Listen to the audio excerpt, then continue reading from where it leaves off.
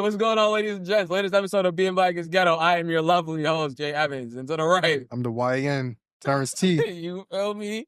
All right, back like you just seen him last episode. Brody in the building. Brody back again. Back. All right, and to the lovely left, introduce yourself. My name is Jaylene. That's it. That's it. You feel me? All right. So before we get to the antics, lovely housekeeping real quick. Subscribe to the YouTube channel. All right, Being Black is Ghetto. Hit the bell notification at the top so you didn't miss any of our lovely drops. Follow us on TikTok and Instagram at Being Black is Ghetto. Before we get to the antics, Terrence, how's your week? You know, regular week, work, and Parlays? parlays. Yo, NBA been mad sketchy. I'm not gonna lie. I've been making money off of college basketball and tennis. You are really a Yo, FanDuel will have you watching fucking niggas overseas playing basketball and Playing shit. ping pong, like Right? Yo, darts and learning the rules. Like you're like, nah, that shouldn't have counted. That ass. I'll be on Google looking up the rules, like yo.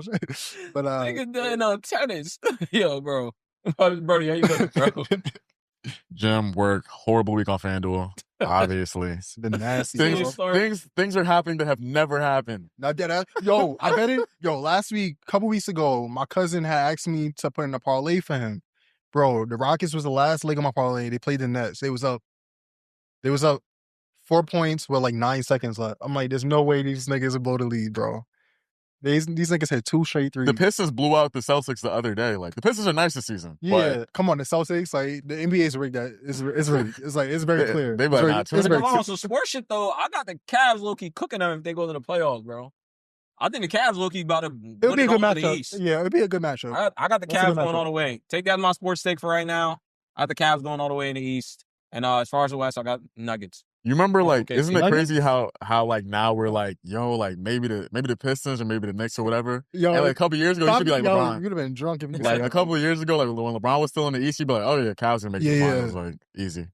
Every year for like 10 I like years. how the NBA's even spread now. But, Anyway, we're scaring the bitches. yeah, the pussy drying up. I know nothing. I'm really in a room full of men. Jaylene, how's your week, man? It's been long. Work been hectic. Saving the world. Saving the world. We're gonna talk about it today. I'm trying. I'm trying to save them. All right. You know, my week has been great, guys. Thanks for fucking asking. Oh, All right. yeah. How was your Carrying week? tradition. How's work? How's life? You know what I mean? Well, we the Chilling, fuck you know? tradition up. This regular shit, man. Can't complain. Nobody Can't ever complain. asks you like every episode. They never do. I'll be forgetting. And they I'm wonder- gonna write it down. Yeah, wonder I why did- I'm emotionally immature. Ask Jordan how was his week. I'll be forgetting, man. I'm sorry. All right, so I wanted to use this episode to, highlight healthcare, guys. All right, we're gonna have to include Terrence somehow because he's not part of the team, but I mean, I work for a company that sells physical therapy equipment. I guess I can, I can jump. I can, jump. something. Y'all in the field. Y'all in the field. Well, we spoke about it briefly last episode, and I want to kind of talk about it right now because did you imagine being in the career field that you're currently in, and was it your original career field when you was in high school? Nah. Hell no and hell no. No, I wanted to write for TV, and I wanted to write for TV, and I wanted to be an author. Mm. Then my mom was like, no. Nah, that shit. That shit don't pay the bills? Yeah. We're in That's Jamaica. what I realized, She was like, yeah. My Yeah, mom no. was like, no, and I was like, okay. Like when I was in college, like I was like, before I even went to college, my senior year in high school, I was like, okay, I'm gonna go to college. I'm gonna become a sports broadcaster. I'm good. So I got to college, and obviously, like I was more behind the scenes with cameras and shit. I'm like, okay, like this is fire, like playing with cameras and mics and all that stuff. So I'm like, it switched. But my career now, like I'm not. It's complete opposite. So Yeah. I have no idea. But I think that's a lot with a lot of people. Like life, as you live life, you become open to more things. So yeah, it's changed. I would still like to do it. It's just Yeah. like now I have like, I got to focus on the main stuff. But Yeah. yeah. What about you, Jaylene? Yeah, I didn't know. My thing changed a couple times. When I was in high school, I wanted to be a film producer. Mhm. I wanted to direct. Sorry. Then when I graduated, I got a scholarship for photography at Syracuse. Didn't go because I was like, it's gonna be cold. I'm not gonna be cold, so I didn't go. Then I went to college for at registration. I was going for business. Then my best friend, we weren't best friends at the time, but then we became like best friends. She was doing social worker. My sister was a social worker, so I was like, I'm gonna do social work, and now I work in medicine. So I'm just out here living. Yeah, I feel like that. Like I still do media though. I work in media. I'm a photographer. I do a couple things, but as a specialty, like a career, if now knowing what I know, I'm like, I would have never went to college for no photography. Like, yeah. I could learn on my own. Exactly. Like a lot of stuff people pay tuition for. It's like, damn, like, you Yeah, literally imagine could going like to just debt do this for on a the side. camera. Like, I don't know. Imagine going to different Yeah, camera. yo. Like, what? I don't want nobody in the comments to kill me, but you don't need to go to school for some of these things that you're doing. that's a Like, fact. you don't Yeah, need a you really photography. don't. podcasting and shit. Like you don't have to go to school for Like, this shit. You you could really just make it off do the it. pod. Yeah. and Like, yeah. you be fine. Like art, photography, like just do it. Yeah. Like, My business professor told me not to go to college for business. That's crazy. He was like, Yeah, nah, you see- could They do say it. take a that couple shit. courses. Take some courses. CEOs never go to college, but they hire the people that went to college. yeah. Right. And they be out here with like GEDs and you out here with like $70,000 in debt. Yeah, like, yeah, it's don't not make enough. sense. I mean, I'll say for myself, I'm kind of proud of the direction my life has kind of turned out. I said last episode, like, so I went to school for paralegal. When I was originally a kid, I had the dream of becoming a lawyer. But Yeah, you'd have been a then fight. you grow up and start seeing that, law school costs about 80 racks. Yeah, I can't afford Yeah. that, bro. You feel me? So had to pivot. But I remember telling my mom that I'm like, I'm gonna make it without going to like getting a college degree.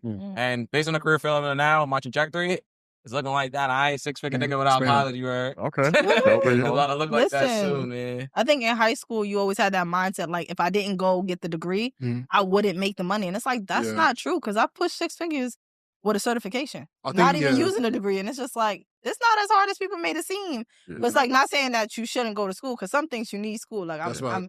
I'm back in college now. But But that's all he's saying. People You know, you don't need it quality sometimes. trades more often than not, right? Yeah, Like, the number definitely. one joke on the internet. I ain't gonna lie, hang it up, bro. Look at that CDL. Yeah. CDL, that's Yeah. pretty They mad got it. bread Yeah. car trucks, bro. or even That's bread. sanitation. Like, Maybe I would have did CDL, but like I can't drive for more than 20 minutes. I'll fall asleep. Yeah. I don't know. After I an respect hour, I'm every suffering. Yeah, truck driver. I Yeah. schedule niggas driving the CDL. Bro, I learned that when I was looking for Pepsi. I mean, Coca-Cola. I mean, bro, like, them niggas work 5 to 1. That's their schedule. I was like, how much you make? He was like, bro, we make over 6 figures a year, bro. Yeah. And they be home quick, kicking their feet up Legit. easily. Like, And all they even do is drop sanitation. pallets off every day. All you do, drop a couple pallets of soda, go about their day. I'm like, Uh-huh. bro, I could do that. That's an easy Yeah. career. Like Pension and all that. Yeah, like my career I'm in right now, like I schedule to see the people with the CDLs, like the truck drivers and stuff. So like I just be hearing the stories that like how they on the road like for so long and all that. I'm like, I dread being on the road, bro. yeah, I can't imagine like leaving Sometimes my family for Long that long. drives, Sometimes yeah, I'm after not work, I that just be person. like, Yeah.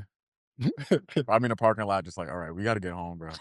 Gotta go. That's me every night. And then I Don't work like to 24 drive. hours straight. So I just be like, that hour drive, I'm like, no shade to the men, and we love men, but like, well, I love men, not y'all. But like, I would just be like, dang, this is why I want the man. Like, I just need to be a passenger princess driving an hour. That's my cap. Yeah. Like, I don't my friend's know. trying to plan a road trip, and I'm like, well, how long is the drive? We Because, say, like, Yeah. take turns and shit. Yeah, like, I don't. yeah. I feel like though, if you kind of train for that though, like once you start driving a lot, then you get used to it. Obviously, the thought of thinking it now, like obviously, I want to drive a 10-hour drive. No, but like when you start doing that shit, it becomes routine. That You do some sounds good like audio hell. books, Yeah. some good podcasts. Nah. Yeah, hey. Nah.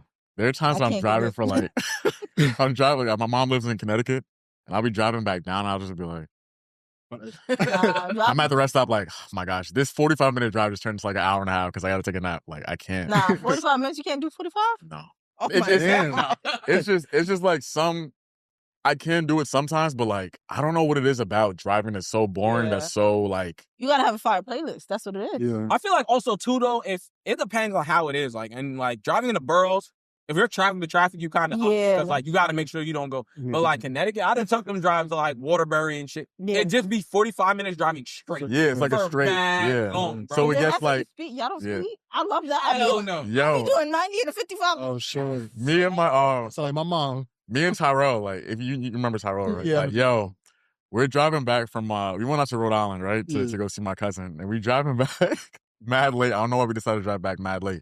And he's asleep, right? Mhm. And he looks over at me driving, and I'm asleep. Yo, he's like- what? Y'all go to sleep? He was like, nigga, he's like, wait, what? he's like, yo, I'm like, yo, I'm like, mama, you good? He's like, you good? Nah, that also. Yo, so I was like, yo, we are like praying for the next rest stop. Like, Yo, there was not a rest damn. stop for like 10 miles. I'm like, yo, Tyrell. That'd be the worst. The farther up you go, your rest stops be like Yeah. 45 miles. Yeah. Oh Yeah. my You know God. what's crazy about Connecticut? That's not even a play. Actually, last time I went to Connecticut, I came home dumb late. Don't ask me what I was doing, you heard? Came home well late, right? He was out there. And I seen a car. I seen a big ass deer in the left lane because you know when you start going like high up towards like that Waterbury area, it's Yeah. only 2 lanes, whatever highway that is. It's like ew, big ass deer. Start running that shit. I'm like, yo, what the fuck? So I'm like, yo, somebody had to hit that shit. I get literally like half a mile up. I see the nigga's car like mapped to the side. I'm like, Oh shit. nah, he must have hit that nigga. That's why I don't be speeding. Cause I'll be scared, bro. At least living upstate or like Westchester, Connecticut area, I'm not playing with no deer running in the road, As bro. crazy as it sounds, I've never I rarely see deers, but I go up to like West Bubble to go paintballing. I love like that straight road. I like to speed. I'm scared of cops. But the speeding, I like to see how hard my car could go, and I just be like, hey, you're the only one, bro. Like I said, when I first got my car, bro, like I said, I used to drive a Chevy Equinox, bro. Most soccer momish car you can buy, you feel me? Regular shit. When I got my Q50, I was like, I got modes now. I got sport. I was like, nah, I gotta push this bitch. Bro. The S is for sport. Phil, yes. I don't really know much about my car. I got the sport mode. I'm like, all right, I think we're gonna kick this shit in the gear. But I'm like, bro, I don't play with them state troopers, bro. Them niggas have all state troopers look like they mad every day. Like they just got divorced yesterday. Yeah, I got a speeding ticket from hopefully nobody from my job watches. I got a speeding ticket and I was pushing, I promise you, I was pushing like probably 90. I caught him at the last minute and I pressed them brakes so hard. I'm like, I know my brakes are suffering right now.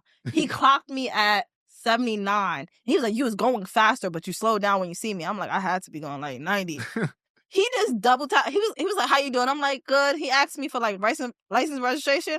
He did a little double tap. I was like, yeah, I'm going to jail. I'm going to jail. I was like, yeah, I'm getting this ticket. I was like, so I really got to use the bathroom. He like, sit tight. I'm like, damn.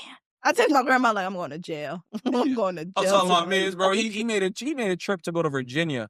And he did it twice in like 2 months. And the same cop pulled him over in the same 2 months. I'm like, bro, what was you doing? He was like, bro, I was speeding in a Toyota Sienna. I'm like, bro, why? I was like, why you doing 90 in a Sienna? That's not crazy.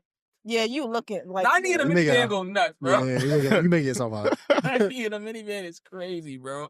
I'm probably bored. I feel like they just get paid for just tickets, I guess, right? And they make it worse now that they're giving them the charges and shit, so they can really be on your ass. And like, they have the what's the where it blends in, like the logo blends in, so you don't really see it. The little holographic shit. Yeah, facts. I did that. I'm like, bro, you cheating, bro. You cheating, bro. I like play the game fair, bro. I was how you car a state trooper, and I'm over here like, cause I have Honda complex, like, so in my mind, I'm like, oh, you trying to race? So I'm keeping up with the dogs. I'm like, okay, cool. Next thing you know, them lights came on. I was like, oh damn. But then he kept going, and I was like, oh, he nice, because he really could have caught me, because I was really trying to keep up. Yeah. And he kept speeding. I kept speeding. I was like, oh, this is a race. I mean, I ain't gonna lie. Like, so I got one of my mans, a couple of my mans that really into cars and shit, but like, one of my mans, he has a modded Mustang. He was like, bro, my car, if I'm driving, I'm already driving too fast, or if they like, because I think it's, if you're over 100 miles per hour, they take away your license if you get caught. Shit. So at that point, he's like, bro, you gotta get it back in blood, bro. You really gotta catch me, bro. I'm not stopping once I see them lights going, you think I'm finna stop for you? Yeah, after a while, at that point, people will run from the cops scared this shit. Like, what happens if you get caught? Like, oh, you going to jail. I dipped off one time on the cops in my dad's Traverse. Facts. It was coming right down Bronx River Parkway. I was obviously just bumping. I wasn't OD speeding, probably like 70. Seen the lights go on. I said, bro, I'm not getting no ticket today. Bro, no, I'm too scared. I'm too scared. He got caught behind like 2 cars. I preed him. Because, off of Bronx River, it's not like gravel. So he came off of the grass. So it's like, you already fucked up because it's a slow start. And you got caught behind 2 cars. That's for the exit. I was gone, bro. You know where they catch you? By the hutch that's split between 9 and 10? Ooh, child. Them things, people speed past there and that cop come off the grass and turn. I'll be like, nah. Yeah, bro. I'm not. You gotta know that. Like, where you like, even coming up here, bro, I think when I used to go to WCC, right between Eastview to go to WCC and White Plains, that cop sits in that same grass every time, bro. I'll do 90 up until I get up here. Once I see past Greenberg, oh yeah, stop. 40? Bro. See, I'm right next to Greenberg, so I know what you're talking about. Or does it feel like the speed limit feel illegal? Like, this is the speed limit? Like, what am I doing? But that's not New York shit. You go down south and you literally see the shit go up to like 65, 70 miles per hour. Upper Westchester is like that too. Like, when I go like snowboarding and stuff, the speed limit at minimum be like 65. I'm like, oh, I love this. Bro, the cops did mercy. Even I had my like I was going to work, so I had my scrubs and my stethoscope on. Does that have a Yo, it didn't this time. So I'm like, I was like, yeah, like, I'm headed to work. Like, he's like, okay, that's cool, bro. I was like, oh, like, I'm like shaking and stuff. I'm like, you don't care? I was like, okay. All right, I was like, bro, just give me a ticket. Like, Bro, troopers don't care, bro. I didn't show. They don't. I mean, not me, but like I've had friends that live in like Rockland and shit. They be like, yo, they got pulled over. They show them the placard. They're like, yo, I work for Mhm. Well, that's cool. I've never I'm about to shoot you. used it in the process of being pulled over. But like I have friends, like one of my friends' dad went to court in uniform. They was doing 90 in the school zone. I was like, you're going to prison. And they really beat the ticket. I beat my speeding ticket too. I wrote the judge a letter. I will lose my job, which is technically true. I work in the city. You can't have points on your license. And I was like, listen, I will be homeless. And you know they reduced it to like a $75 fine. I was like, I'm paying that. Oh, that's shit. like, that's a slap. The only speeding ticket I ever got was once again in Greenberg. I come out of Every time, they be bored. Feel me? Now I ain't gonna lie, I was all the way in the wrong. I was listening to Young Cappy at the time, young nigga shit. I was bugging, bro. All windows down, fresh out of class, going like 90 on the sprint. Yikes. He violated me. If y'all might know, because he used to be a black state trooper. Everyone I know that nigga, bro, because he gave every one of my means a ticket, bro. I definitely got a ticket, me, bro. But when I went to court, they just played my shit down to a hydrant. But I paid $275 for that ticket, bro. Oh no, I paid $75. And I was 24 over the speed limit. That's 6 points. I'm like, if he would have clocked me at 90, I'm like, I probably would have lost my license. Yeah. I'm like, 6 points. I'm like, what's the max you could get? I was so nervous going to work. Anyway, back to the matter at hand. All right, does one have to be sympathetic or empathetic to work in healthcare? Yeah. You just saying that to be politically correct? Yeah.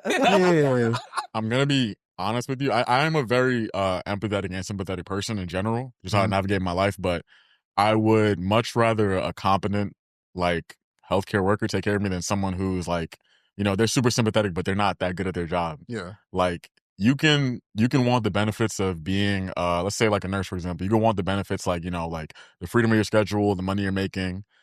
But if you enjoy that, people will be like, oh, you're only doing it for the money. It's like, okay, but I'm good at my job. Like, you want the nurse that's good at their job. Yeah. You don't want the nurse that's like, oh, I can't believe this is happening to you. I can't. Oh, wait, let me get your medication. I forgot. Like, you don't want that nurse. Like, they care about you, but they're not doing the job the right way. So I'll take the competent nurse over the sympathetic one. Or you get lucky and you get me, and you get both. But that's what I was going to say. Like, why can't you have... I think you should. Yeah. Like, if you don't... It's funny, me and my friend was just talking about that. Like, people these days do it for the aesthetic. Yeah. Like, I don't know why healthcare is such an aesthetic for people that you literally have people at bedside, like, no shade to nurse home nurses, but, like, you see it there, and it's just, like, you doing this for the money, and it's, like, you don't care about people. I think you actually have to care. I always tell people, that's my advice. If you don't got a stomach and a heart, because in some situations, like, you know, like, you're literally with people at some of their last moments. Like, if you don't got a heart for that, yeah, I used to do palliative care. So, like, I've, you know, like, I'm there with the families, like, when they're watching, like, their mom or their grandma or grandfather, like, last breath. So you do have to have some empathy if you're doing certain things. Like, did you work during COVID? God, no. Like, I worked through that, and it's like, that's literally, I'm taking people out their house, and this is the last time you see them pop up. Yeah. You know, and it's just like, dang. So it's like, I would make that extra time. Like, yeah, I don't want to be stuck in your house for, like, 20, 30 minutes, but it's just like, this may be the last time you see this person for months, or like now you're in a nursing home and this is like that little bridge between, oh, we get in an ambulance and your daughter's here. This is the only time you get with them. So it's just like, I got to get you out of here and I got to think about my safety. But then it's like the compassion in me is like, all right, if this was me. So here's the part where they're probably going to fry me. Oh, Lord. All right. I wholeheartedly don't believe you got to be sympathetic, empathetic toward healthcare. But hear me out. Hear me out. They're going to come for you. I feel like low-key, for the amount of patients that you deal with, the amount of people you interact with, low-key, I feel like it's better to be detached. Because now, I feel like a lot of the times, right, when you have first responders and shit or healthcare providers that end up, like, low-key unaliving themselves when they go home and shit, because they're taking the job home with them. As opposed to, like, you just deal with that person, especially in our lane, like, I only got to deal with you for 10 minutes, 20 minutes, and I'm like, I don't ever know you again. Actually, one girl asked me that, she was like, how do you deal with it? I'm like, yo, like, at the end of the day, I don't get a relationship with you. Like, she was like a CNA at the time, so she was like, obviously, you're bedside, you're dealing with these people every day. I'm like, yo, I might see this person today, and I'm never going to see them again for the rest of my life. So I can't draw an attachment. Even if you did unalive in front of me, I'm like, I don't know you. Like, I just met you today for 10 minutes, and then I've never seen you again. And I feel like if you take the job home, that's when that shit really starts affecting you. So, like, when I clock out, I say all the time, I clock out, I completely detach. Unless it's, like, some really, like, messed up call that you might have got. Right. I detach completely. That's why I don't believe you have to be sympathetic. I had one guy try to complain to me saying, like, you don't care. I said, my job not to care. My job is to keep you alive. Sure, Dad. Keep it a stack. Oh, my God. No, okay. I get it. Don't come for me. I get it. Like, you literally cannot take the job home, like, because you will end up, but you gotta care a little. Like, I don't care about everything. Some things I just be like, this is my job. That's how I do it. And the other times it's like it really pull on you. Like, but then that's also who I am. Like, even before medicine, I was working in social work, like studying for social work. So it's just like I always had a passion to help those in need. I think it also goes into like if you're like your calling in life. But like I feel like you have to have a little bit. Maybe not for everybody, but you gotta have a tiny bit. It's very minimal, but like everyone has it. It's a human like being sympathetic. Being even him, bro. To some degree, like he probably doesn't express it the same way that we are. Like, oh, do you need this and that? But in his own way, like he's helping, and he thinks he probably like that's how he expresses his empathy. But everyone like they have it, bro. Like they probably don't express it the same exact way, but this is their way of like your parents will never apologize to you, but they'll always like be like, "Are you hungry?" Like, exactly. So it's like that. I think the difference is Jordan's probably like, all right, I'll give you a blanket, but like I'm not doing the most. Me, I'll take the gloves off my hand and be like, oh my God, you're so cold. Okay, you can have my last pair of gloves. And he's my like, number one line might work be like, help me, help you, right? Like, especially too, like if you're not I mean saying not for the big bad people out there, but like, bro, you fell. You see me, I'm not frail, but like, yo, help me, help you, bro. Like, it's me and my mans. I gotta get you up, but like, bro, you gotta help me, bro. You can't be on some dead weight and shit. They abuse it. And then when they start being on the I-I-I's, don't get me started with the I-I-I. Oh, like that. I-I-I's is losing me, bro. I'll be sorry, bro. Me and my man, he talk about that shit at work all day. Like, yo, he about to be I-I-I. I guarantee it, bro. That's that's definitely how we would describe him. Like, oh, what you got? I-I-I. Oh, dang. I didn't know that was a thing. Same thing. Any precinct job, the incarceritis. Oh, now, so you want to go to the hospital because you got folks stealing. I had a couple of this week, or insuranitis. You go and it's like it's no damage to your car. Oh, my back. No, that's the one. Bro. But when I see stuff like that, I'm like, you're not getting no money. I'm gonna document you was walking on scene. I'm gonna document that you was moving your neck. Or when they be like, oh, my neck, my back. Oh, really? Here, this collar. I bet your neck and your back hurt then. And I'm taking you all the way to Jacoby, even though you live up in Westchester. Because you want to play, I'm going to play with you. Because, like, I'm not first of all, there's not a way to violate. I ain't going to lie. There was just one kid that used to call all the time. Now, I'm calling him now. Because I actually just picked him up not too long ago. But I was like, at a point in time, like, the height of seeing him, bro, I picked him up in the Bronx. I said, bro, if I see you again, you're going to Westchester. And I started telling him, like, you're going to go going farther and farther. The first time, took him to Yonkers, dropped him, still kept calling. I think the last time I seen him for months, wasn't me, but it was another crew out of my state. Bro, dropped him at Westchester Medical, bro. But that's not even far from where he was. He's like 2. Now, I ain't gonna get heavy, but he was deep, bro. I was like, nah, that's crazy, bro. That's why he can get them. Stop calling them. I feel like people that abuse it need to get arrested. Oh my God. No, for real, because people legit abuse the system. They call. I had this one person literally leave the hospital against medical orders. He didn't want to be there, didn't like the doctors. Goes across the street. First he calls while outside. We're like, you're on hospital grounds. I'm not taking you anywhere else. I can't. Okay, cool. We leave. I get comfortable. And it's the overnight that I work. I get comfortable. Right again. Same person. He's across the street now, so I gotta go back. I said, oh yeah? I said, I'm 233rd. I said, you're not my problem no more. I'm in my version. That's not my jurisdiction. I'm not. And they're like, why'd you leave the city? Don't worry about it, sweetheart. Don't worry about it. I could write a book on the amount of stupid times people go 911. Actually, that same kid that used to call, he's like in a group home. And the group home might call for him because it was like, yo, he threw chicken nuggets at us. We literally get there and there's dinosaur chicken nuggets. I say, yo, you dead ass? You call 911 and the nigga threw a dinosaur chicken nugget at you? You grown as shit, bro. You don't tell him go in his room, bro. I cannot believe this shit. Because always right when you about to go to sleep. Or right when you shift change. I'm saying, bro. Yeah, it's always shift change. It's always, but I don't know about you, but like sometimes you think it's the dumb things and the dumb things come in and they be like, oh, for the fall. And you be like, oh my God. 3 a.m. and the fall be dead. You be like, oh. I had that real time. You fell 3 days ago, huh? It be kind of crazy, but I definitely think that if you abuse the system and they have a record of you calling for nonsense, you need to be arrested. And once again, only in New York. Because I heard in other states you can actually get fined for being like whatever term they use, like a serial caller. Frequent flyer, like. But in the land of healthcare, I gotta get in your ass. Even though you're not an ER nurse, you gotta catch these bugs because you the nurse representative, right? Right. What make me mad every time you bring somebody into the ER, bro, and they be like, "Oh my God, why you brought him here?" I'll never forget. When you don't talk about being sympathetic, I'll never forget. I hate to get heavy right now. That's at an arrest, bro. Got Rosk. brought him into the ER, and the nurse looked at me and said, "Why you brought him here? You're gonna die anyway." Bro. Oh, and I was with a medic at the time. She was like, nah, I'm about to boom her. I'm about to super boom her. She's like, I need her manager or whatever. Cause I was like, bro, what if that was your grandparent? I'm like, and on top of that, you mad that we brought him here? Like, I'm sorry that the guy has a pulse bag and he decided to start breathing on his own again. My bad for doing my job, bro. But I'm like, that's when it comes back down to like, nurses becoming nurses for the bread, bro. Yeah, that I can't even like. There's no excuse for saying something like that. Or yeah, you just get. I don't know. Like I feel like people get like burnout, and they like when you do the more you interact with something, you become more detached from it. Like if you see people, so let's say you see like 5-6 people die every day, you just get numb to it. Yeah. And then you're greeting somebody who's like probably this is their first life or death situation. Like you have to approach it like this is like their first like your first time dealing with it. Not like it's like another person. Like that's actually crazy. So and that's one thing. Like I mean, I don't know how y'all was trained, right? Because when I was in my academy, they teach you that you're gonna lose more than you save.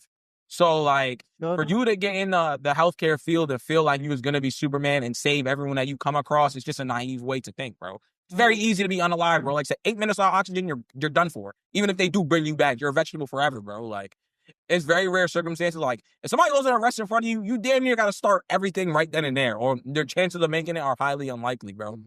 So I don't know. That shit lost me, bro. I'm like, nurses always get mad at the end of the day. I'm like, I don't ask these people to call 911. I don't ask them to go here. They always say it all the time. Like, I want to go to what the field. You know what I'm saying? Like, all the time, bro. I'm like, I don't ask them to come here and be like, yo, I see you here 5 times a night. Because they love it here. Not my fault, bro. Yeah, you be like, I don't want to bring them here. They want to come here. But I do have to defend that. And it's going to come back to you. Because I'm not going to say where you work because I don't know if people know where you work.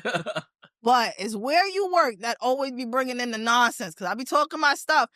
I watched them bring in something. You know what?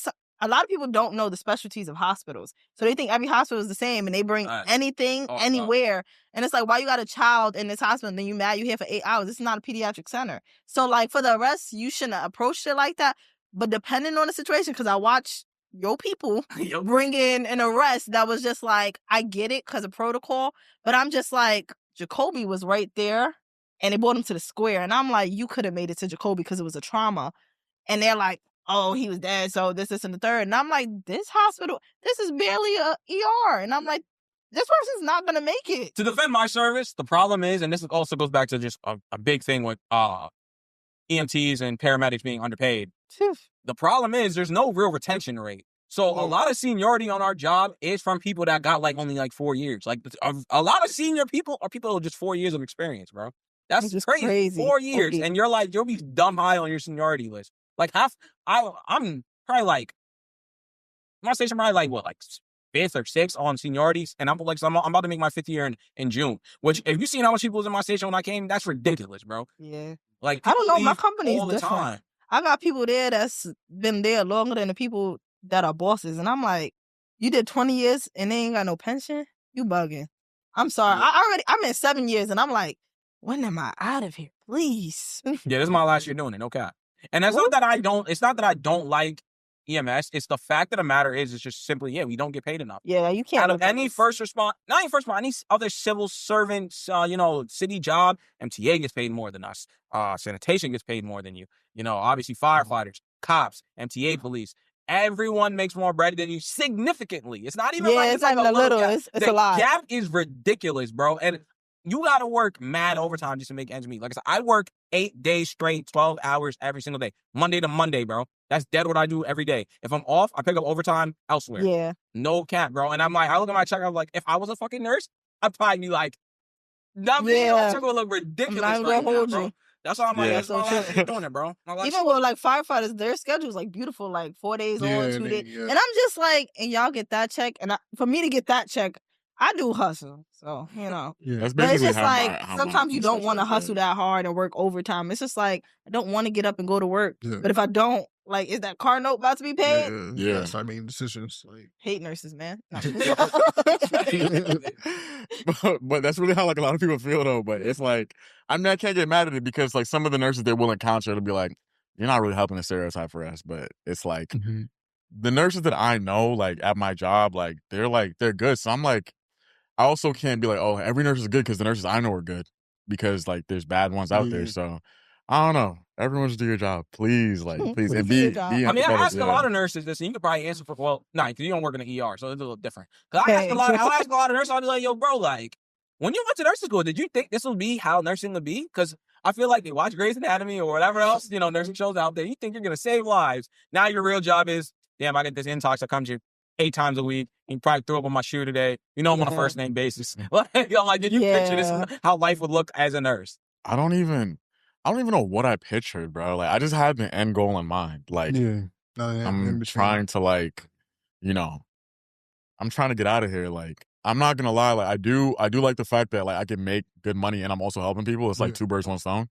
Because you could make a bunch of money and like it's also negatively impacting like people. Like, but I was like, okay, like, you know, I am helping people and I'm still able to take care of myself and do what I have to do. I never watched any hospital show or anything like that. I never. No, like I don't never watch Grey's Anatomy, never watch House or That's not part of Docs or I never watched House. My mom put me on House. I never like it never really interested me. Yeah. Like I like like bills. Yeah, no, it never like the shows are never like I'm like, bro, what am I watching this? I'll say the first responder show, they be pissing me off. I'm like, it's It be so I tell my mom all the time, do not play 911 around me, bro. I hate that show with passion, bro. That show is the most exaggerated fictional piece of I think the closest thing, low key, to what we do in real life, I feel like it's Station 19. I love Station 19 too. Station 19 is probably the closest one. But other than 911 is ridiculous. I would love that. Like, I didn't even think that's the first season. You have to exaggerate on TV though. Yeah. No, but sometimes it'd be outright dumb. Like I think it was in Station 19 where they intubated the dude on the floor and then put him on the couch and left the oxygen in the house. And I'm like, so he's alive and well after being intubated on his couch? Cool. And she was off duty. Got it. Cool. Nah, I can't remember what clip I saw. It was on it was on TikTok. I don't even know if it's a medical show, but I think some guy was getting like a heart transplant. And like they're walking with the heart in the bucket and he trips and the heart falls out the ice bucket and a dog, this isn't a hospital by the way, a dog comes out of nowhere and they just eat the heart and run away. What the I'm like, yo, there's no way this is how, and this was a real show. Like I thought it was like SNL or something. I was like, oh, this is an actual story. I was like, okay, these shows aren't for me. Like, or like Grey's Anatomy when they shock the asystole and you're like, who's doing that? But I did learn my medical terminology from Grey's Anatomy, so medical school became easy. I was like, I know that word. But talking about healthcare, I want to ask this then too. Should people work in high-intensity work environments if they suffer from mental issues like anxiety and other things? Now, I preface it to say this, right? My mom works in the medical field too, and she was complaining because she works in the managerial section, right? So she's like, all the nurses are always complaining like, oh my gosh, I'm so stressed at work. You know, this is such a toxic work environment, and you know I need time to like decompress, and I need mental health days. My mom is like, now once again, granted, might just be the Caribbean in our parents. You know, I don't believe in no fucking thing called mental health days, bro. What the fuck is a mental health day? Right. But I do understand what she's talking about because she's like, these women work maybe 3-4 days a week. Well, you know, do they 8-12-hour shift or whatever, and then they go about the day, make a crap ton of money. Now you need more days off when you only come here 3 days a week. But do they really come there 3 days a week? Because think about it. For us, we could have, like my schedule, I do 24, 16, that's my 42 days. But in reality, I'll be working like 5-6 days. And it's just like, it builds up to it. But I don't think you should, if you have like real hardcore life, you suffer from depression, it's hard to be like, no, you shouldn't be a nurse. Because if that's your passion, that's your passion. But like, if you already struggle in your mental health issues and then taking on the issues of someone else, I feel like you'll hit burnout super quick. Yeah, it's a trigger. Like, because you take on other people's stuff for a living. It's like, you can't manage your own. Even working the 3 days a week, bro, I'm gonna be honest with you, like, you feel it, like, even when you go into your, like, you have the other 4 days off, but it feels like almost like 2 days off because you're spending a day just like recovering. Yo, at first when I first started, I was like, yo, like, I could do, because I used to work 5 days a week. I'm like, yo, I could do 5, 6, 7 days straight. Like, I'm not tripping about that. Like, but yo, my body, like when I was done, like doing the stretch of overtime and stuff like that, like it just, I'm like, yeah, no, like now I see why everyone isn't like going crazy to do this. I'm like, why doesn't everybody just do like, there's overtime everywhere? Like, why doesn't everybody just, I was like, I learned really fast. Like the 3 days, like there's sometimes I can't finish the amount of work that I have to do within the 12 hours that I have at like, so it's not 12 hours and you're done. It's like some days I'm at work for 13 hours. Some days I'm there for like, you know, like a really, really long time. And during those hours, it's intense. From you get to work, like it's just like hair, like it's like we were dealing with bullshit all day, hair, like for the night, or like vice versa. So it's just like continuous, especially when you have like critical patients, like like you're doing lab draws, you're doing everything, so, and you're taking care of like whatever your ratios are. So you will get burnout. I can't take away people who say they're getting burnout. Now, as far as like, if you have mental issues, like should you pursue a career in so and so? I mean, no matter what you do, like whether you have like mental issues and you're a nurse, like is it gonna aggregate that? Yeah. I mean, if you do something else, like whatever you like, you're either gonna be working with people, or you work remote, you're at home, but now you're alone and you don't know how to handle like being in cooped up. You're gonna stir crazy, or like whatever you do is gonna aggregate. Unless your job is to just have fun and go outside and hang out with your friends, which like we're not streamers, so like, unfortunately, unless that's your job, your job is always gonna like take a toll. It's always gonna take a toll on your mental health. It's just really your responsibility to how you handle that. At the end of the day, so it is what it is. Like, because if you didn't have that job, it's like now you're mentally stressed and you're broke and you're like got worse, and your job is still annoying you. So now that's three that's three things on you. Yeah, I just, once again, it goes back down to what I said earlier, right? Like, I feel like depending on the career field you are in, you know what you signed up for, bro. Right. Like, for example, right? That's like you going to the military being an infantryman. And like you know, you think it's cool because the thought of like I played Call of Duty, I'm about to go to Afghan, like this is like that. And so they like you go your first day and they really show you real footage of like, yo, this is what happened to this guy's leg when the IED went off. Or in our field, like this is what it looks like when somebody really gets shot in their chest 7 times. Are you ready to deal with that?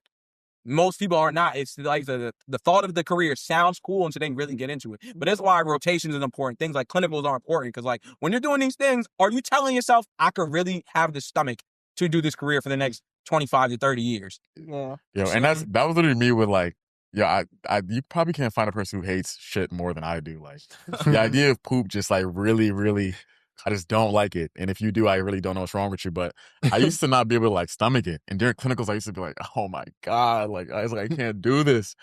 And probably like 2 weeks into my job, like I was like, okay, whatever. Like, bro, at this point, I could walk into a room covered in shit, just like, I get the mop, bro.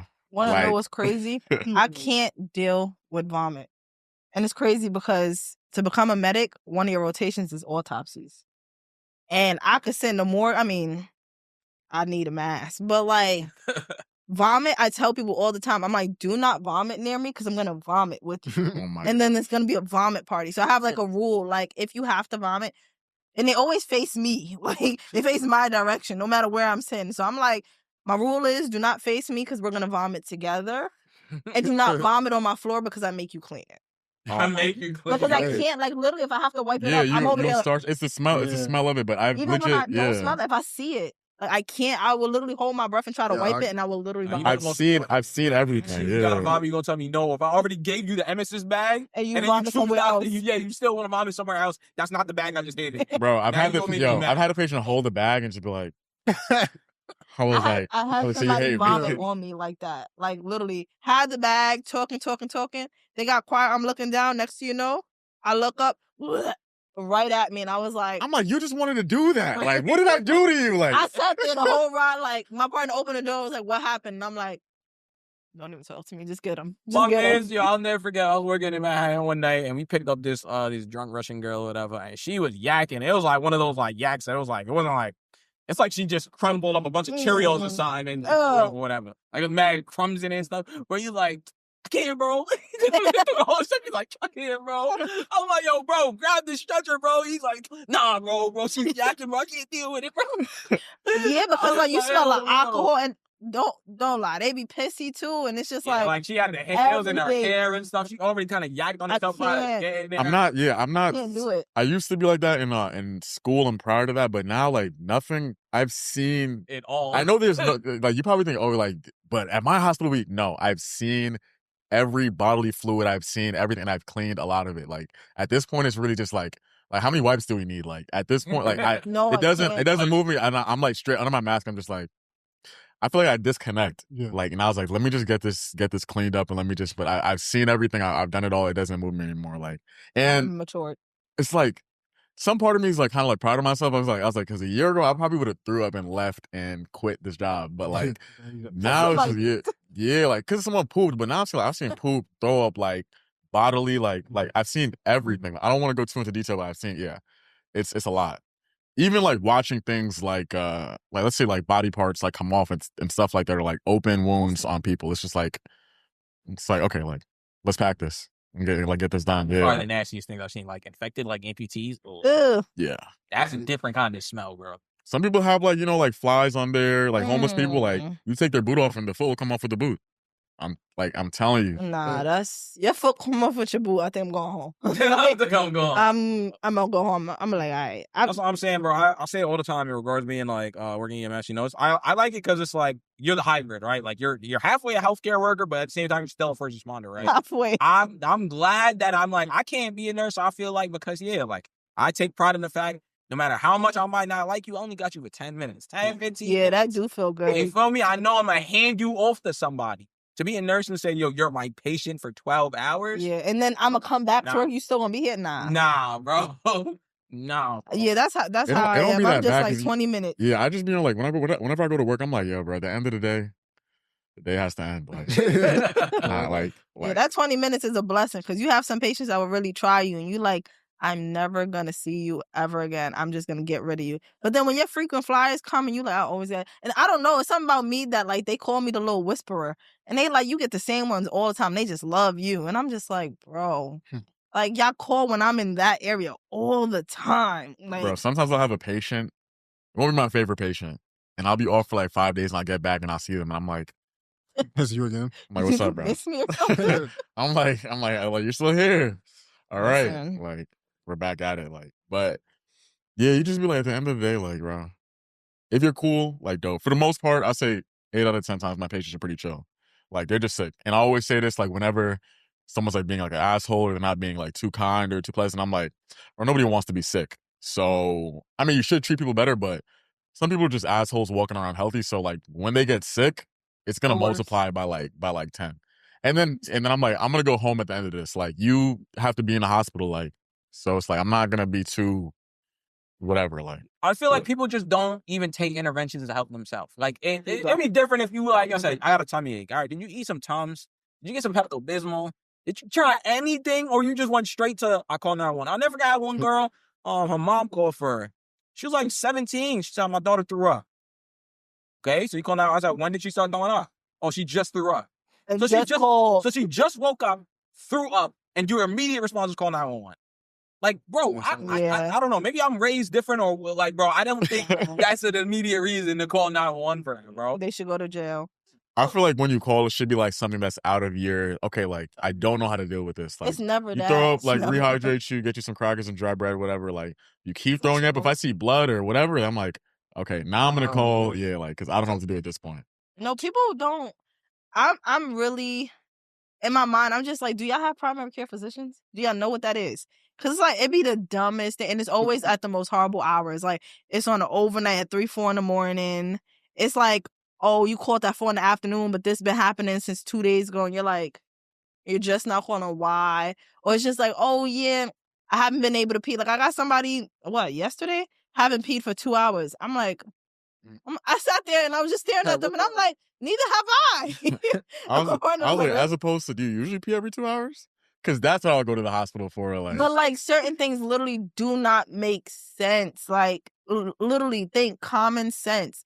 Can I fix this myself? Or like, no shade, but I'm gonna come for the women that be pregnant and they be like, you just gave birth. And you can tell when they just gave birth. Because you just be like, they'll call for like the tiniest things and you be like, common sense. Or they'll be like, oh, my stomach hurt. Or I feel nauseous. It's like, oh, you're pregnant? How far along? Oh, 3 months. That's what you're supposed to feel.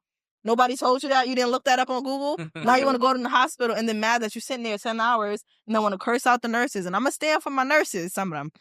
And it's just like you want to curse out the nurses. You want all the accommodations. You mad you there for 10 hours. Yeah. But you're there for 10 hours because you came for a non-emergent thing. Yeah. And then you want to bed, but somebody dying. You spoke about that a couple episodes ago, and I said that. I'm like, yo, listen, like, shout out, you know what I mean? I told her, I was like, she's like, oh, if I come to the hospital and I feel like there's something wrong with me, then the doctor or the nurses need to take heed to what I'm saying. I told her, I say, oh, listen, bro, at the end of the day, if they did X amount of tests and all of these things came back negative, what do you want them to do? Call Clark Kent to X-ray vision like your chest? Like, bro, you came to a hospital, you got an answer, and if anything, get a secondary opinion and go to another hospital if that's the case. But don't get mad that you low-key went to the hospital and you feel like they don't care. It's not that they don't care. They did their assessments, and it came back that you was fine according to that assessment, bro. Yeah.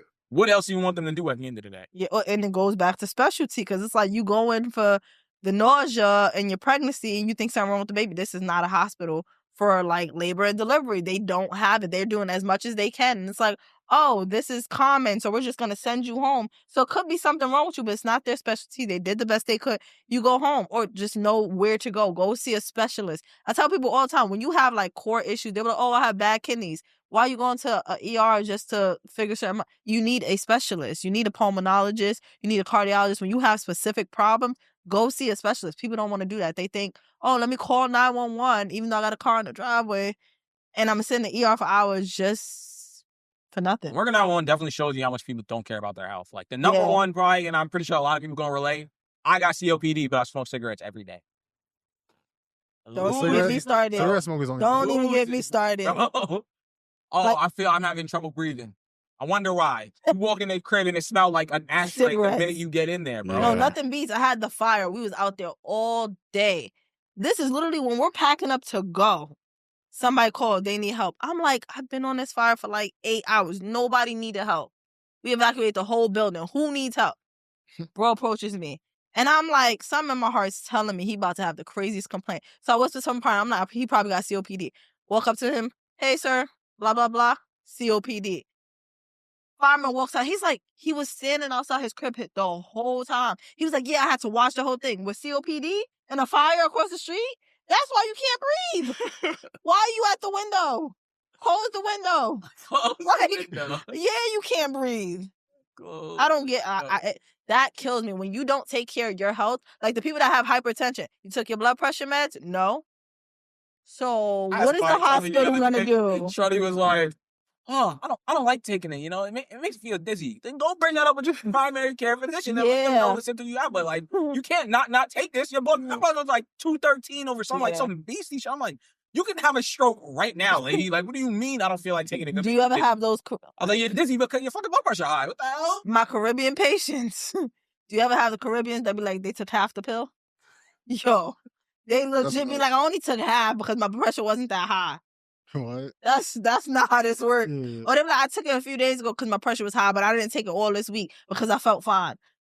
No, it was great the other day because you was taking it consistently. You don't just stop and think it's gonna be fine, and then their blood pressure be out of whack just for them to go to the hospital and be like, take a blood pressure. But I really, that's where I go the extra mile, and I'm just like, let me teach you, because a lot of time people really just don't know, and I'm just like, you gotta be on this regimen, and if you're not gonna stick to the medicine, you gotta change the diet. You know what I mean? Because it's like you go into the hospital, and then you be like, oh, they didn't help me.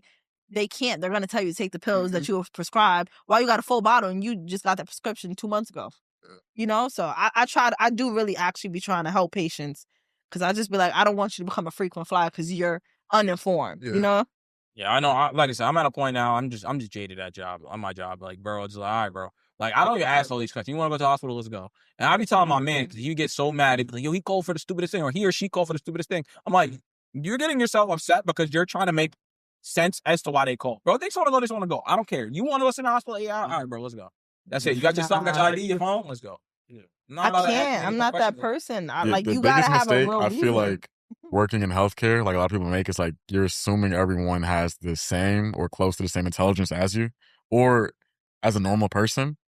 A lot of these people aren't logical, or they don't really think, or they don't like, they're irrational. Like, for a lot of the like the bigger part of it, they're really irrational, like their requests and everything like that. But I do what I can to the best of my ability, but only because I know I was like, well, like, what else can I really like do? Like, besides, I'm gonna do everything you're asking of me, but when you realize that that's not gonna help you, like, hopefully you realize by then. Sometimes they don't, sometimes they do. I really feel like life experiences also help you in whatever career field you're in, because like, a lot of the times I have conversations with certain patients, I'll be like, I just relate more depending on, you know, what area you're working in. You feel me? I had one job that we actually laugh about all the time. Some lady was like, I don't want to open the door. Last time I opened the door, the cops are arresting me and blah, blah, blah. A bunch of white cops are all racist. I'm like, yo, listen, lady. I said, yo, hold it down, open the door. And she's like, why should I open the door for you? I said, I'm black, just like you. I said, I got locks and everything. And no cap, I said, I probably spoke to her for like 5 minutes. She probably opened the door, spoke to her, and whatever. We dismissed the call. It was some nonsense. But like the sergeant deadass looks at me like, I'm gonna go use that next time. Some white ass guy. He's like, I'm gonna tell her I'm black with locks. No, open the door for me. Open the door and scream. You lied. I'm black with locks. Oh, why did you say that? Like, that works. No cap, bro. But yeah, I say that most people need to like I said, work in the neighborhoods that you're from, or try to work in neighborhoods that you can relate to, because at the end of the day, it makes it easier for you to be compassionate with the people that you're working with. Because I said in past episodes, my problem is you work with kids. I'll be working with kids from like upstate, Long Island. They have no idea what it's like being like an inner city, bro. So they just look at everyone like they're crackheads, or like everyone is just, you know. I had a girl on my station say she wrote like a scam report for just like a messy crib or whatever. But I'm like, this is a routine, just like a dirty crib versus like, all right, this kid shouldn't be here crib. But I'm like, have you never been in a project before? Like, I'm gonna write a scam report because there's some piss in the hallway. I'm like, that's kind of the projects, you know? Like, yeah, the hospital I work in, I went there, like, I was going there as a kid. Like, that's the hospital I went to as a kid.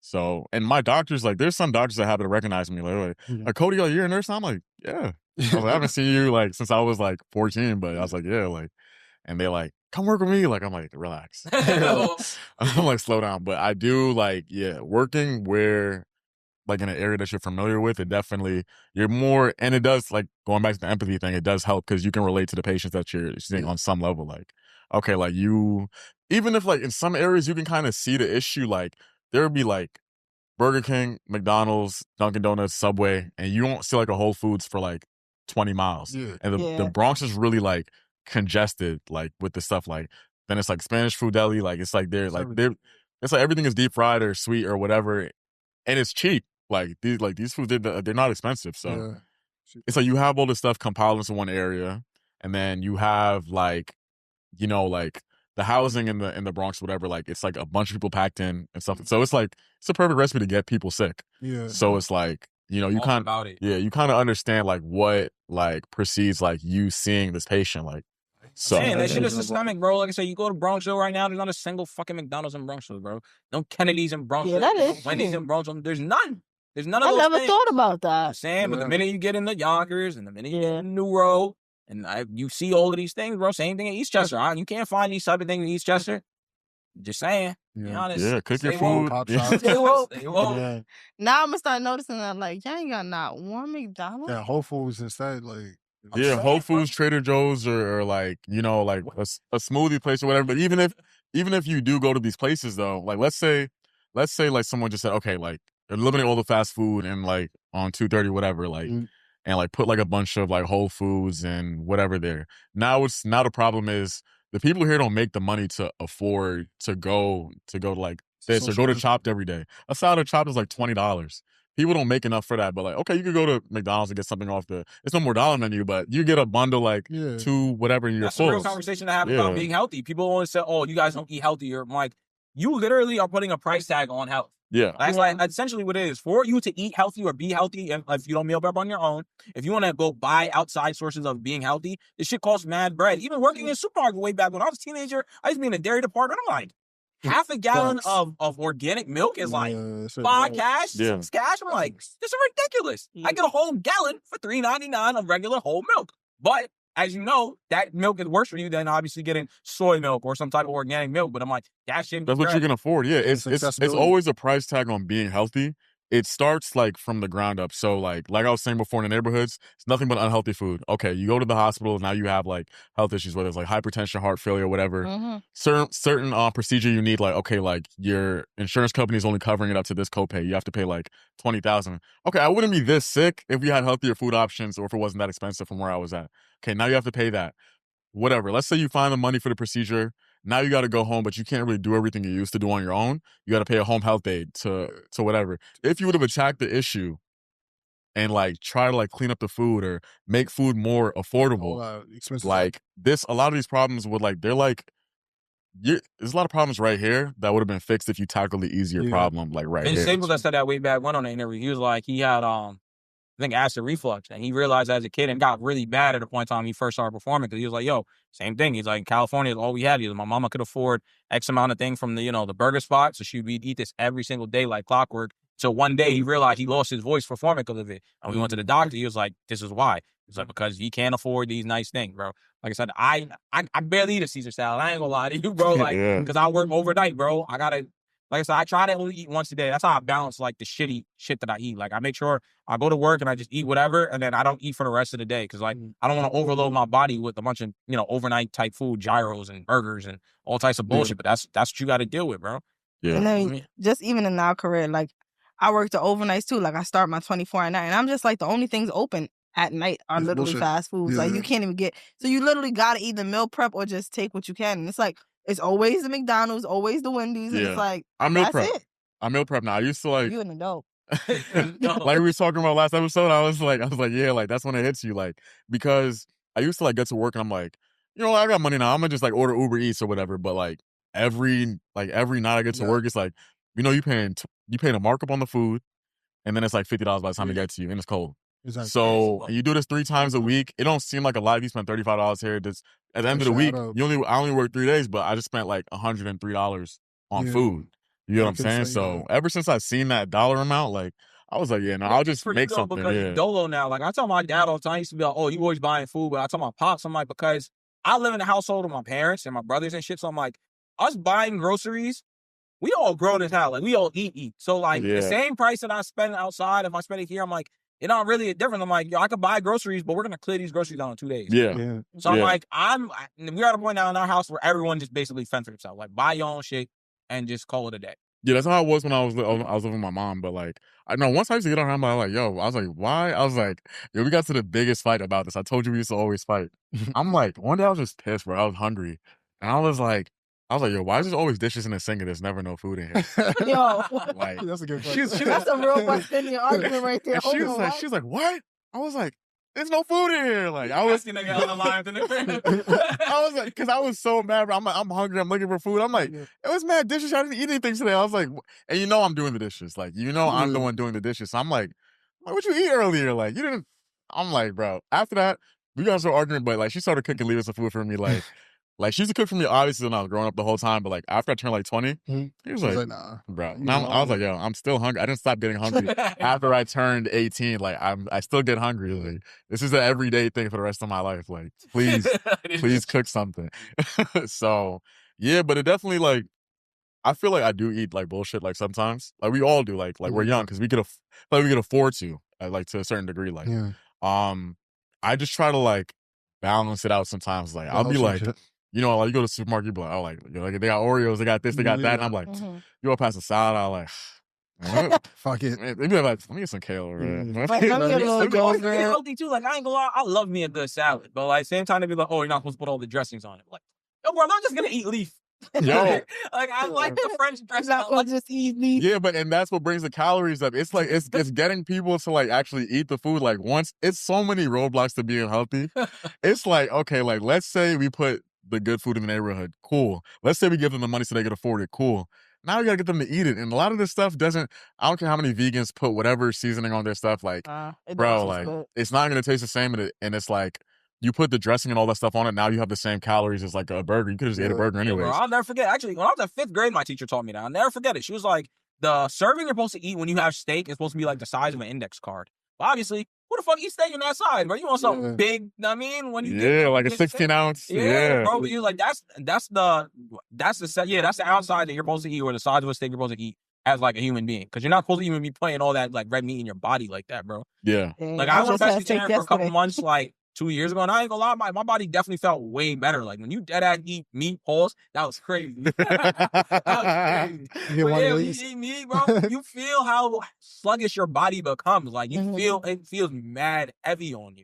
So like everything in moderation. That's basically what you got to do when it comes to even this month. Actually, I was on shout out Trip from tonight's conversation. He was like, "Yo, fruit first February." I did subscribe to it. All of February, I only ate fruit for breakfast. Felt amazing. Go to the gym. Paul only ate a banana or two. Go to the gym. I was valid, bro. I'm probably gonna continue it now. Like I was eating bacon, egg, and cheese and shit in the morning, but like once again, it gives you that sluggish feeling. Yeah. I didn't feel like my workouts was the same after. Because I'm like, yo, sluggish. I don't feel like it's sitting in my stomach well. I feel like I start running at the gym. I feel like I'm about to throw up. Yeah. So, Yeah.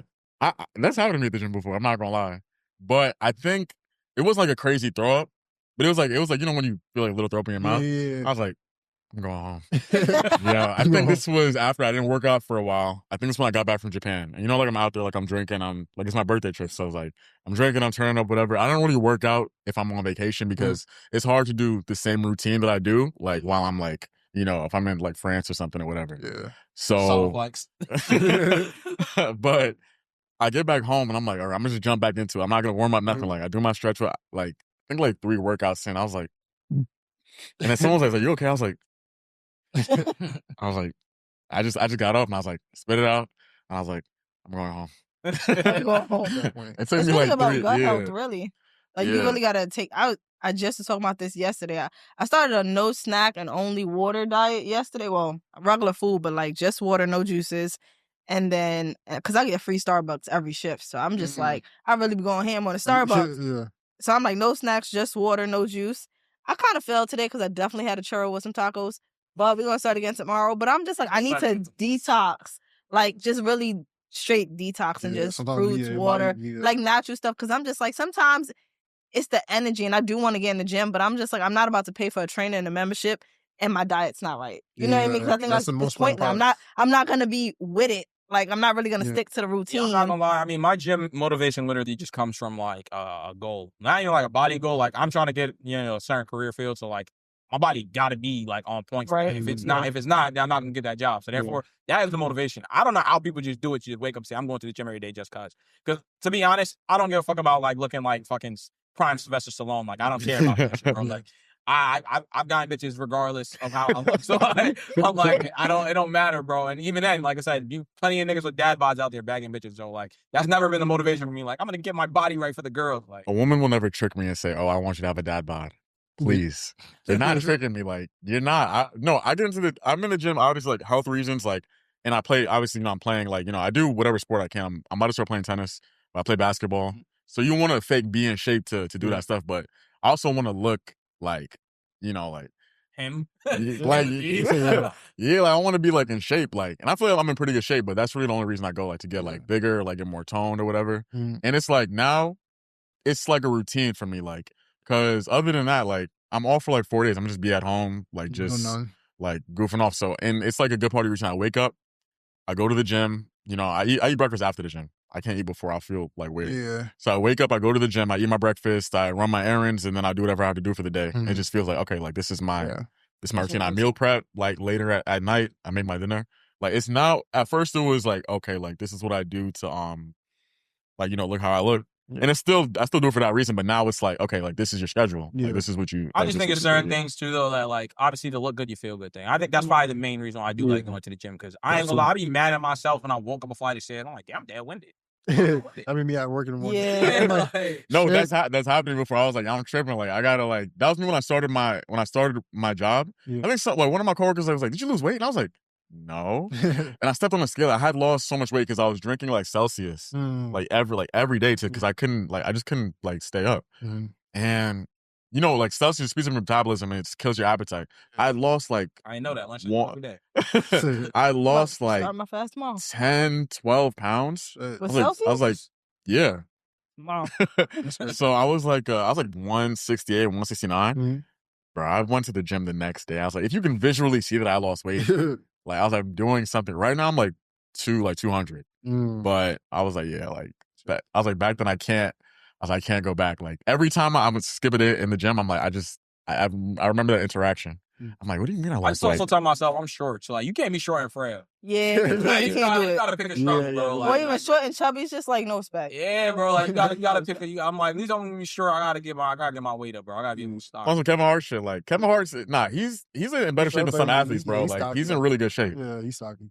But I'm like, yeah. I was like, you just have to. I feel like when you're older though, you have to stay. I tell people that all the time. Like people don't think you're 20 in your 20s, you're getting older, but you are. Like you have to stay active. Like I'm like, you can't just go to work and then drink and then party and then like maybe you go do some activity on the weekend and then you don't go to the gym at all. Like your body is gonna start it's really like you don't use it, you lose it. Yeah. That's why they actually Yeah. say that shit in regards to retirement. Like people die after retirement because like you don't have no routine. So like you go from being active every day, whether that's you waking up to go to work and do whatever you do at work. So now one day you just deadass wake up and now you just stay in the crib all day. Yeah. No You're routine. not doing nothing. You gotta still be Your body, stay active. your body's locking up, it's tightening. Like my body's still locking up, and I be in the gym like I'm trying to stretch certain ways. I'm like, what the hell? I was like, why is this like? I was like, why is this like? That's how you know you're getting older. Because I used to always be one of them. Like, I don't care. I'm not stretching. Stretching is for bitches. You feel me? I'm like, get in the gym and just lift and call it a day. Now, like you start in the morning, fuck it. You know that's what you're supposed to do. Now, I make sure I got my little 10-minute stretch. Bro, I get myself over to the turf. I make sure I stretch, bro. I'm like, But like, yeah, I rather do that stretch for 10 minutes than like deal with like a pull or like a whatever, like some tear because I didn't stretch. Like, I mean, I don't stretch hard, but like as far as like all lower body, have to, bro. Because I feel like that's what really be like will violate you the next morning. Any day after a leg day without stretching. Yeah. Just walking up the steps, you just be like, oh my God. I've been in gym once. Just once. Once ever? No, like a long time ago. On New Year's, New Year, new me. I was in there January 1st. Before we wrap up, all right? I just want to get these messages off because, like I said, first off, adjust salaries to inflation, all right? Pay EMS more money. Pay everybody more money, all right? Yeah. Adjust salaries to inflation, bro, because it's ridiculous out here, man. And on top of that, EMS is just as important as a first responder group as everybody else. All right. Maybe one of the most. Like no cap. How can I take care of the patient if you don't get them there? I can't go outside. The ER in between the ER. Last bar for nurses too, because they be getting tight with that shit. How can you bring them in here like this? I just had to carry him down 5 flights of steps. He was in a hoarded apartment. My bad, bro. Like I couldn't package him a little nicer. Like, bro, you don't understand the circumstances of how we have to get some of these people out of their crib. Actually, one time a medic got mad at me because he was like, "Oh, if he was hypertensive, you can't get him out. You shouldn't have carried him out his crib like this." I shit you not. He probably had a driveway like that was literally this narrow, right? Then you go in. He was living in the basement, so you literally go in, make a left. Once again, super narrow, and then like it goes like there's like 7 steps that curve back down. I'm like, how the fuck was I gonna put him on a board to get him through there? Mind you, guy was a fat guy. He was like some old, like easily like 250 or about 275. I was like, yo, he was a big guy, bro. So I'm like, I would have put him on the board. How are we going to carry him out of here, bro? Let's start being realistic about the matter. Like, I get protocols and these rules, but I'm like, sometimes you just got to make do with what you got, bro. Yeah, it's not applicable. Like, in like real life situations. You know what I definitely think? I had to cut a hole in the wall to get him in with a board. Like, the fuck? That made no sense. Like, you guys have clinicals, and for EMTs and paramedics, we have, like, rotations and stuff. I feel like nurses and doctors should be required to ride on an ambulance.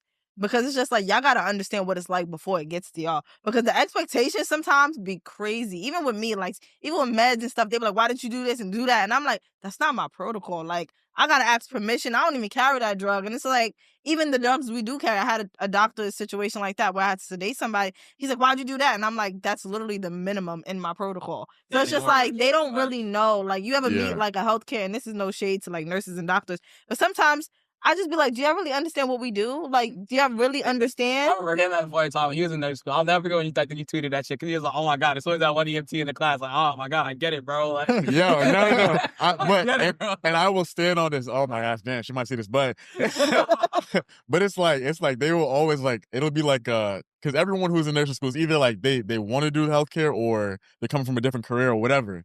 Bro, like the EMT every 5 seconds. It's like, I was like, yo, I get it, bro. Like, I was like, yo, you resuscitated somebody. Like, yo, every time, like every lecture.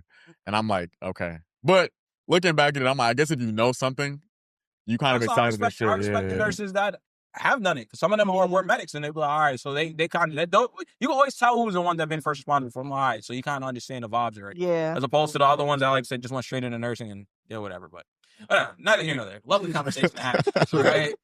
Any final things anybody want to get off their chest and say, all right? Pay them more. Pay them more. Every nurse is an evil, I promise. I promise. Like, there are some to do for the aesthetic, but for the most part, like, I feel like it's the same, like, when you, like, see, like, one bad thing, it sticks with you more often. Because if 1,000 people compliment you, like, cool, and one person say something, you're going to remember, like, the insult, right? So if you see, like, one bad nurse, you're going to kind of generalize it. But I promise, like, I have seen a bad nurse, but for the most part, like, 9 out of 10 times, like like the nurses I work with, like they're just really not even just good nurses, they're good people. Yeah. I feel like that's just a precursor to being good at, like, you know, especially job in healthcare. Like, are you a good person? I feel like if you're a good person and you're also competent, you're gonna kill it. If you're a nurse at a BBL, I don't want you to serve me. I'll end it with that. Oh my gosh. If you were a nurse at a BBL, you can work in my hospital. You can work on my floor. I've seen a couple of them, bro. If you're a nurse at a BBL, yeah, find me another nurse, bro. No, I'm not here to be your content. I'm not gonna lie. You probably one of those. I'm not even. Lay down on the bed. That is so. Watch him fall in love with a nurse at BBL or something. Nah, I'm cool. But anyway, latest episode of Being Black is Ghetto. All right, once again, subscribe to the YouTube channel, hit the bell notification at the top. Then you'll miss any of our love.